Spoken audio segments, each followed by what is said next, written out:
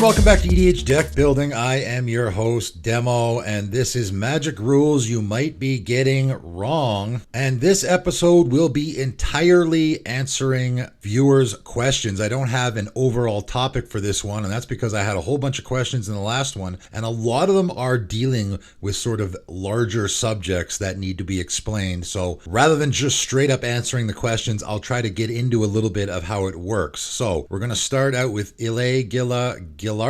I know a spell fizzles if it has no legal targets. Is that true if the spell targets multiple targets? So the answer is no. Used to be though. So back in the day, if you had multiple targets for your spell, so say Return to Dust, for example, right? I have a Return to Dust. I target two things. I want to exile my opponent's Soul Ring, and I want to exile my opponent's treasure token for some reason. My opponent could sacrifice the treasure token in response, and because both targets were no longer legal, the spell would fizzle. That's not the case anymore. They changed it, okay? So now, if my opponent sacrifices the treasure token, right, you could do this play in a commander game just to force your opponent to sacrifice the treasure token. You'll still exile the other opponent's Soul Ring as well. I should also point out that fizzle is sort of a term that maybe needs to be explained. Fizzle means basically the spell doesn't resolve. So if I have a creature in play and my opponent has a Lightning Helix, they want to Lightning Helix my creature, I bounce it to my hand in response. When the Lightning Helix goes to resolve, it no longer has a legal target, so it will fizzle, and what that means is it doesn't actually resolve, which means my opponent won't deal the damage, but they also won't gain the life. So that can be really important as well. Whatever the target of their spell isn't going to happen, but also if there's any other effects, right? Like if they draw a card at the beginning of next turn's upkeep or something like that, that also will not happen because the entire spell hasn't happened. All right, next up, J. Russ. Let's say my opponent takes control of one of my creatures, such as with Expropriate. On my next turn, I cast a spell with a blink or flicker effect. Where does the card go? To its owner. I own the card in my collection, but in the game it's owned by my opponent. So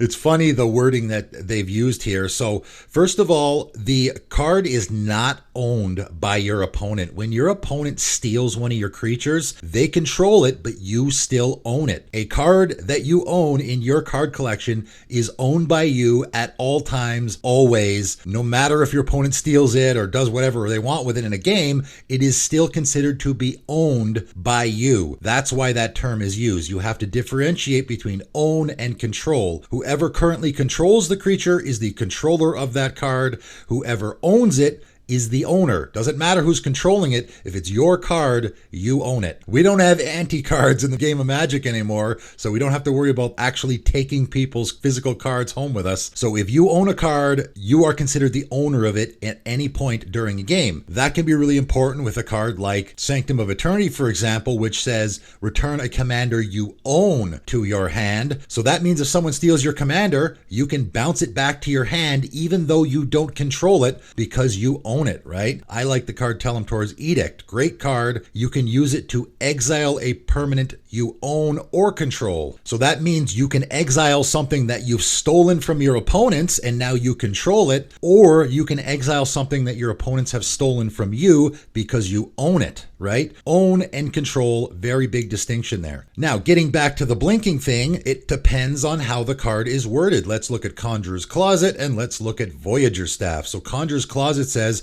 at the beginning of your end step, you may exile target creature you control, then return that card to the battlefield under your control. All right. The important wording there is under your control. That's talking about you. It's your Conjurer's Closet. So if you steal an opponent's creature, let's say it's an until end of turn steal effect. On the end step, you blink it. It's going to come back into play under your control. It is considered a new creature, and now it is permanently under your control. Voyager Staff, on the other hand, says pay 2, sacrifice Voyager Staff, exile target creature. So you can exile anyone's creature here. That's why this card is very significant. Return the exiled card to the battlefield under its owner's control at the beginning of the next end step. So this is not returning it under your control, it's returning it under owner's control. So if I blink my opponent's creature, let's say it's got a whole bunch of counters on it, right? They're swinging with their 1/1 creature that has 10 counters on it. I can blink it with Voyager Staff. It's going to be exiled, and then on the end step, it's going to come back into play under their control. It's their creature, but it's not going to have any counters on it, right? Again, let's say my opponent stole my creature. creature. I can blink my creature, because this is just exiling any creature, and on the end step, it will come back into play under its owner's control, which is me. I'm the owner of that card. It's mine. They stole it from me. So on the end step, it'll come back into play under my control. So Voyager Staff is really, really great against stealing effects. All right, moving on. Connor L0204. Speaking of replacement effects, Garred Conclave exiles attack trigger with a token doubling effect. Can you explain how the interaction works? So we have Garred Conclave Exile, right? Has the ability whenever Garred attacks, populate. The token enters the battlefield tapped and attacking. To populate, create a token that's a copy of a creature token you control. That's very important, that wording, right? So we have a Parallel Lives in play, and of course a Parallel Lives says if an effect would create one or more tokens under your control, it creates twice that many of those tokens instead. So again, replacement effects, which what Parallel Lives is, right? It's if instead, which means we're replacing the original effect. All Parallel Lives is replacing, though, is how many tokens you are creating. Everything else is the same. So Garred is going to be creating a token copy, because that's what populate is, and that token that you are creating is going to be tapped and attacking. The original token doesn't have to be, but the token that you are creating has to be. And Parallel Lives just said, well, instead of creating one of those tokens, you're going to create two instead. So both of those tokens will have the exact same qualities that the original one would. So both tokens will enter the battlefield tapped and attacking. I'm pretty sure that's the part that you were wanting to clarify there.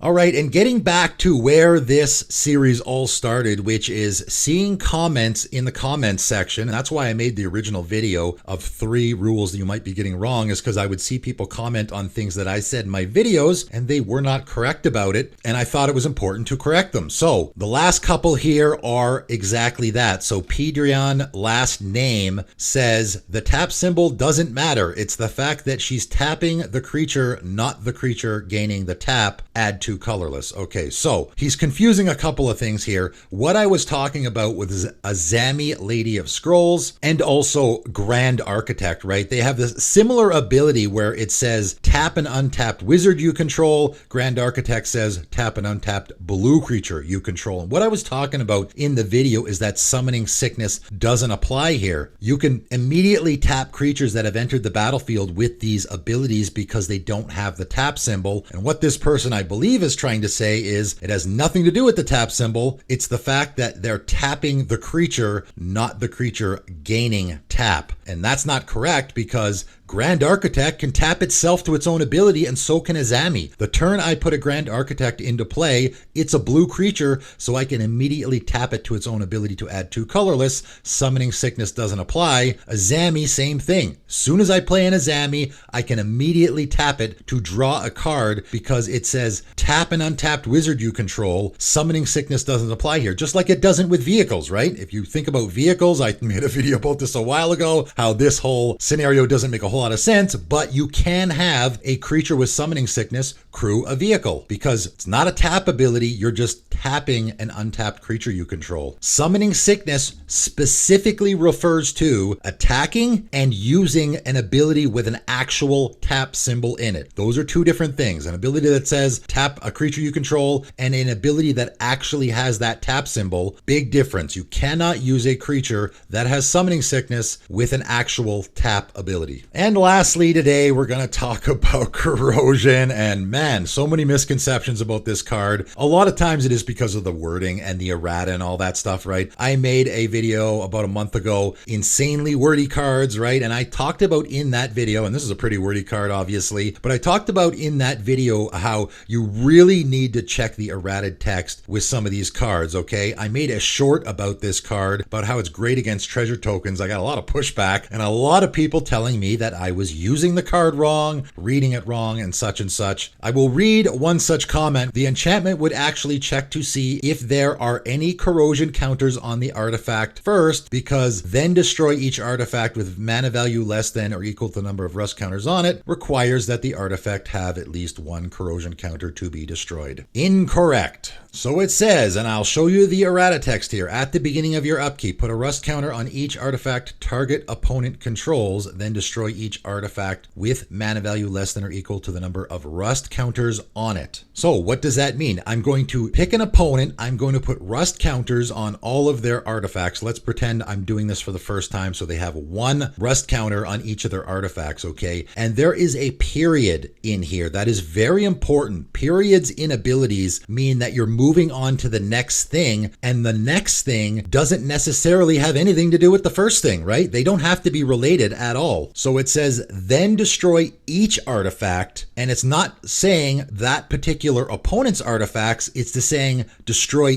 each artifact. So all of the artifacts in play with mana value less than or equal to the number of rust counters on it. Now, what this person is saying is that if something doesn't have any rust counters on it, it's not going to get destroyed. Well, how can that be? It says destroy each artifact with mana value less than or equal to the number of rust counters on it. If I have a 0 mana artifact like a mana crypt, it is mana value 0 and it has 0 rust counters on it. So if you destroy each artifact with mana value less than or equal to the number of rust counters on it, that mana crypt is a mana value 0 artifact equal to the number of rust counters on it, which is 0. Again, I can ignore everything else about this ability. I'm just looking at that one part. This ability is looking for artifacts that have less than or equal to the number of rust counters on them, and a 0 mana value card like treasure tokens, which is why I originally talked about this card, that is a 0 mana artifact, and if it has 0 counters on it, those numbers are equal. 0 equals 0. That is fulfilling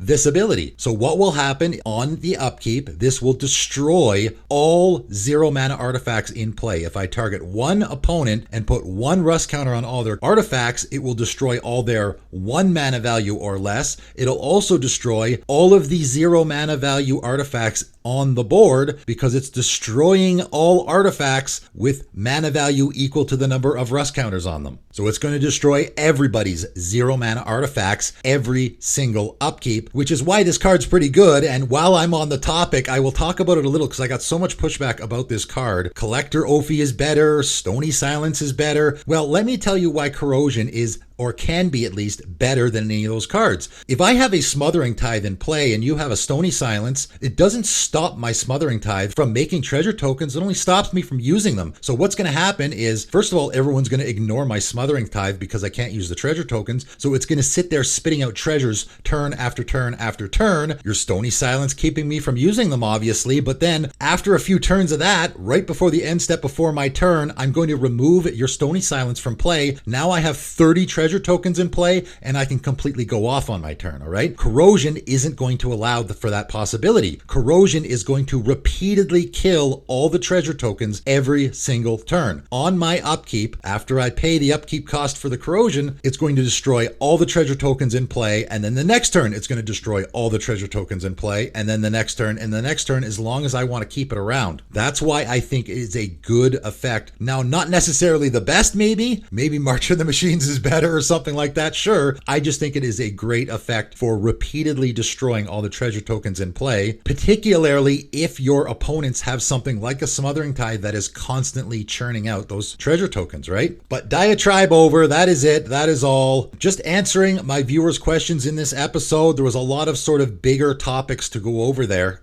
I gotta be honest, I hope I got all of them right. I think I did. Always correct me in the comments below if I did it not exactly, or maybe I didn't even word it exactly right. You know, I'm not reading off a script here. I mean, I could sit here and just read the rule book. I don't think that's particularly helpful, especially for a lot of newer players that are asking these more basic questions. I like to explain these things in more rudimentary terms, right? So that people can sort of grasp what I'm getting at. As usual, leave comments below if you have any questions about specific Magic rulings. But that is it for today, and thanks for tuning in.